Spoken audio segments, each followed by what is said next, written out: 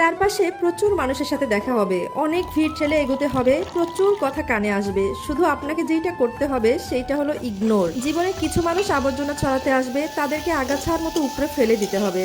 Life আপনার, বাউন্ডারিও আপনাকেই set করতে হবে। নেগেটিভিটি যেখানেই দেখবেন সাথে সাথে সেখান থেকে সরিয়ে নেবেন নিজেকে।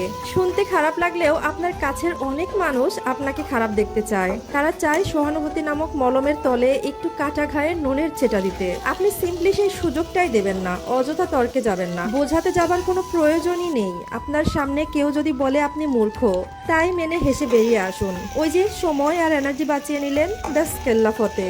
যে যা বলছে শুনে নিন আর মুস্কি হেসে শির দ্বারা সোজা করুন। নিজের সিদ্ধান্তটা নিজেই নিন। যারা নিজের সিদ্ধান্ত নিজেই নিতে জানে তারা আসলে জীবন চেনে, জীবন বোঝে। আপনাকে নিয়ে যখন বাকিরা সমালোচনা করতে ব্যস্ত থাকবে, আপনি ঠিক সময় গাছ লাগান, নিজের যত্ন নিন, নিজেকে সময় দিন, নিজের কথাই চিন্তা করুন সব সময়, কিভাবে ভালো থাকা যায়, কিভাবে নিজেকে ভালো রাখা যায়। একটা কথা মনে রাখবেন, আপনাকে কষ্ট দেওয়ার জন্য অনেক মানুষই আছে, ভালো রাখার দায়িত্বটা নিজেকেই নিতে হবে।